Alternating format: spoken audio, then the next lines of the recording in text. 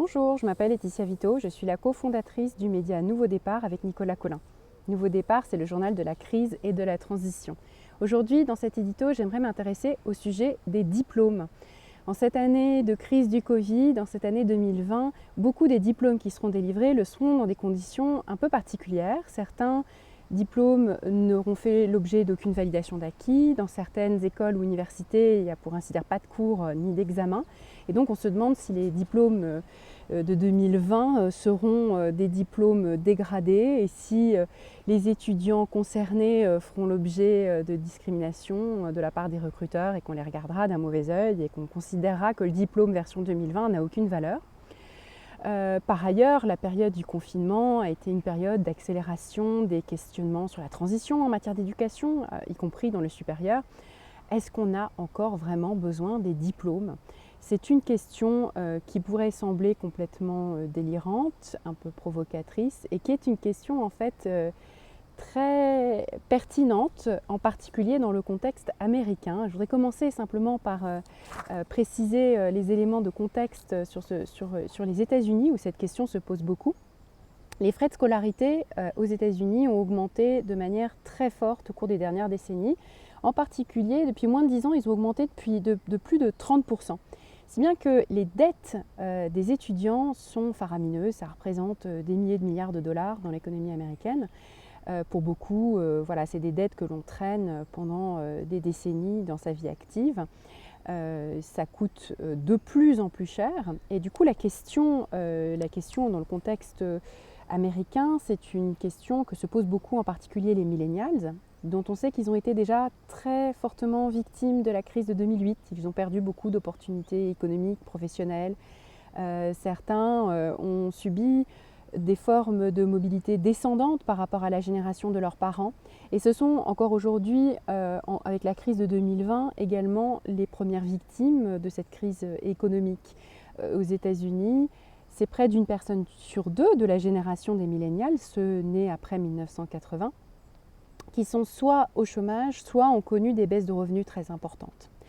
Donc la question à quoi sert le diplôme, elle est pertinente dans le contexte américain. Elle ne porte pas forcément sur l'éducation en elle-même, ni sur le rôle des rituels, ni sur l'importance des liens sociaux que l'on forge à l'université, sur un campus, dans ces années clés de la vie. Elle ne porte pas forcément non plus sur la question de savoir si il est mieux de faire ses études complètement en ligne ou sur un campus universitaire. Dans la plupart des cas, tout le monde est d'accord pour dire que le campus c'est mieux, que c'est important de se voir, de forger des liens, de forger des amitiés, d'avoir des relations particulières avec les enseignants.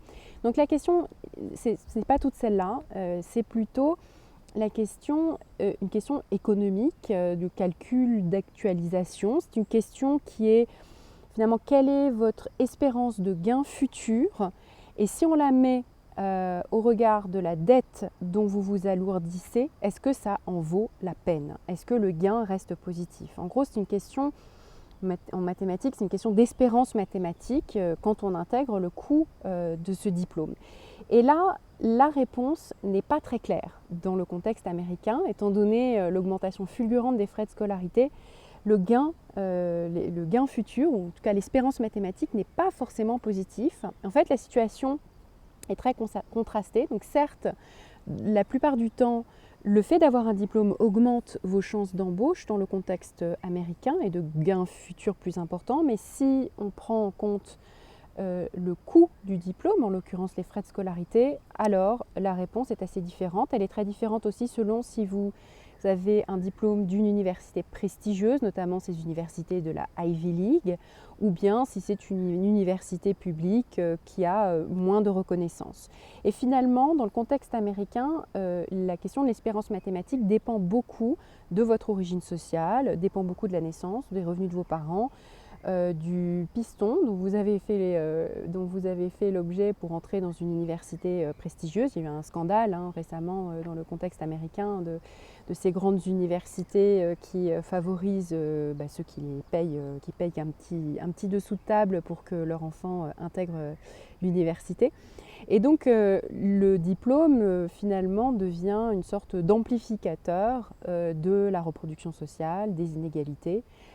Et la réponse purement économique à cette question, à quoi sert le diplôme, est loin d'être très claire. Par ailleurs, donc même si encore une fois, je le répète, dans le cas des recruteurs, les recruteurs, en général, il y a une prime au fait d'être diplômé, même dans le contexte américain.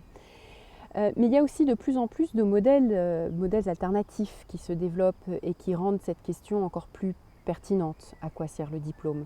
Parce que la génération YouTube, que ce soit dans les pays en développement ou aux États-Unis, c'est une génération qui évidemment apprend en ligne directement, des tutoriels, des cours en ligne, qui peut aussi donc non seulement acquérir des connaissances, mais aussi montrer sa crédibilité, sa légitimité, construire une réputation sur des modèles alternatifs. Si vous avez une chaîne YouTube qui a des milliers d'abonnés et qui est de grande qualité, si vous avez un blog qui fait référence dans votre domaine, ou bien si vous êtes développeur informatique et que vous avez la reconnaissance de vos pairs sur des réseaux et plateformes de type GitHub ou Stack Overflow, eh bien, avez-vous réellement besoin de diplôme? Donc là, la question est parfois non, vous n'en avez pas besoin. Alors, en France, la question se pose en des termes un petit peu différents. D'abord parce que l'éducation supérieure est un petit peu plus démocratisée que dans le contexte américain et qu'il existe beaucoup de diplômes qui ne vous coûtent pas si cher que ça. Comme dans beaucoup de pays d'Europe, l'éducation est un petit peu plus accessible, un petit peu mieux partagée qu'elle ne l'est dans le contexte américain. Et puis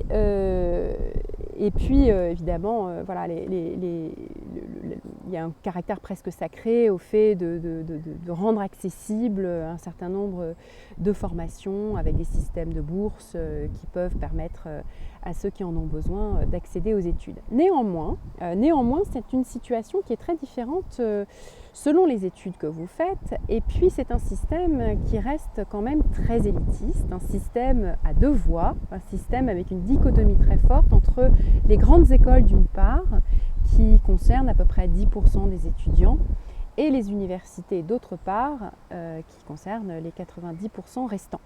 Et là où il existe des formations payantes et chères, comme dans les écoles de commerce par exemple, eh bien on se pose aussi cette question, à quoi sert vraiment le diplôme? Les étudiants qui quittent l'école avant l'obtention du diplôme restent relativement rares dans les écoles de commerce, mais leur nombre augmente d'année en année. Et en fait, ils sont quand même nettement plus nombreux qu'ils ne l'étaient. Ils sont cette petite catégorie un peu précurseuses d'individus qui ont apporté leur propre réponse à la question à quoi sert le diplôme et qui se disent finalement à pas grand chose, je vais m'en passer. Évidemment, ce qui est en question, c'est la qualité de l'enseignement.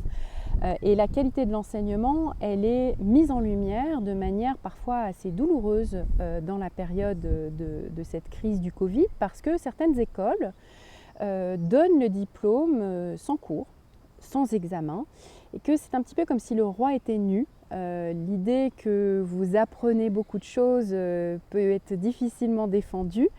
Et on donne le diplôme plus ou moins sans plus de formalité.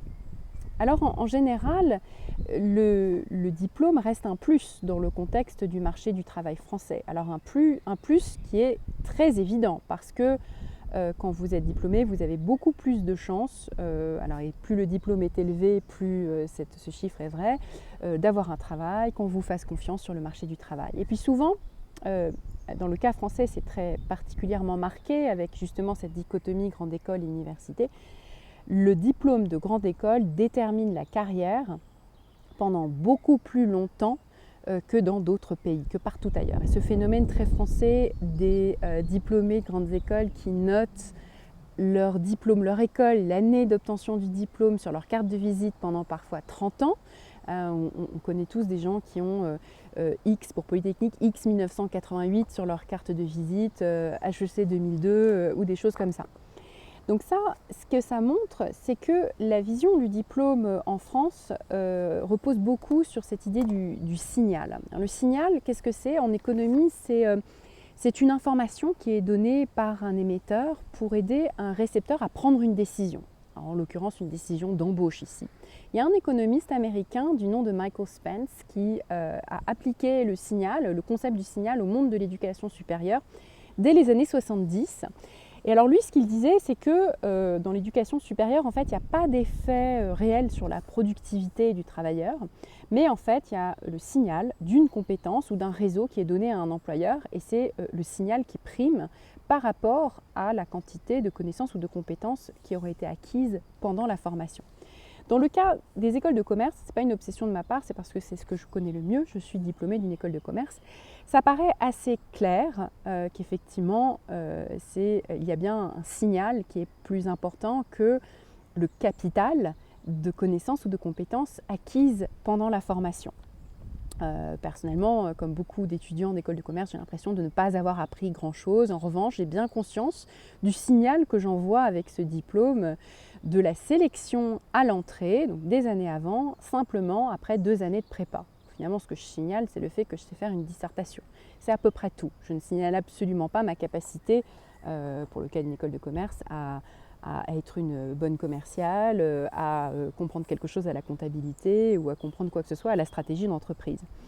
Mais le signal, du coup, le signal, il fonctionne réellement dans le cas de toutes les grandes écoles, écoles de commerce incluses, un petit peu moins dans le cas de l'université. Et c'est là où cette dichotomie, elle est encore très importante. C'est que dans le cas de l'université, on peut éventuellement effectivement se reposer sur l'idée du capital de connaissances, de compétences acquises dans une discipline. Si vous avez une maîtrise, vous avez un certain nombre de connaissances dans la discipline dont vous êtes diplômé.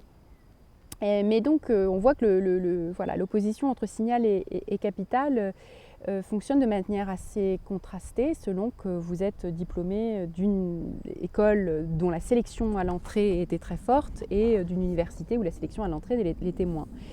Donc le signal seul reste effectivement une réalité très forte dans le système élitiste, dans le système scolaire élitiste français.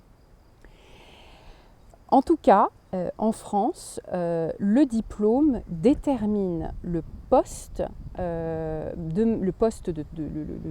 l'emploi que vous allez obtenir de manière beaucoup plus rigide que dans de nombreux autres pays. C'est-à-dire que pour pouvoir prétendre à tel poste, vous devez avoir fait des études qui correspondent.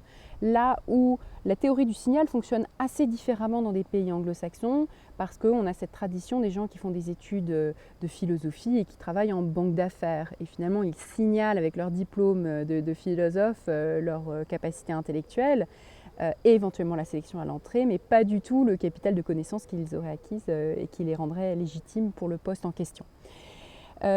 En France, il y a un phénomène qu'on appelle l'adéquationnisme qui reste très très fort. L'adéquationnisme, c'est l'idée qu'en tant que recruteur, je cherche toujours quelqu'un qui a les compétences et les expériences dans sa vie passée qui correspondent exactement au poste pour lequel je cherche à recruter et pas seulement ou pas du tout des gens qui auraient le potentiel de développer ces compétences et cette expérience ou le désir de se réaliser dans le poste en question. Donc c'est une vision très rigide des carrières qui fait que personne ne se sent tout à fait à sa place, personne ne se sent adéquat. Il n'est pas rare en France qu'un candidat se dise atypique, au point qu'on peut avoir l'impression quand on est recruteur que tout le monde est atypique. Et si tout le monde est atypique, c'est bien le signe qu'il y a quelque chose qui ne colle pas dans cet adéquationnisme. Ça colle d'autant moins qu'on vit quand même une période de tournant, une période d'accélération, de transition forte et où le rôle du diplôme est amené à évoluer. Alors pourquoi ? Parce que les compétences deviennent obsolètes plus rapidement, parce que les nouveaux métiers ou types de postes se multiplient, les entreprises vont être nombreuses à faire faillite pendant cette crise. Et le paysage va être complètement recomposé. Par ailleurs, on vit plus longtemps, on a des carrières plus longues. Les fameux millennials en ont encore pour des décennies de travail et de carrière, vont devoir travailler très longtemps avant d'avoir une retraite. Et il est plus que probable qu'ils soient obligés de se former à nouveau, d'acquérir des nouvelles compétences et d'imaginer d'autres formes de signaux pour signaler leurs compétences, leurs connaissances, leur légitimité vis-à-vis des futurs recruteurs. Donc je reste optimiste sur le fait que cette période particulière de la crise de 2020 est peut-être une opportunité de remise en question de ce rôle tout puissant des diplômes dans la société française. Rôle si puissant qu'il en devient complètement absurde parce que voilà, le concours que vous avez passé à 20 ans après 2 ans de classe préparatoire ne devrait absolument pas déterminer toute la suite de votre carrière et les opportunités qu'on vous offre. J'espère que cet édito vous aura été utile. N'hésitez pas à laisser des commentaires en bas de cette vidéo et surtout évidemment à vous abonner à la chaîne YouTube et aux médias Nouveau Départ. Merci.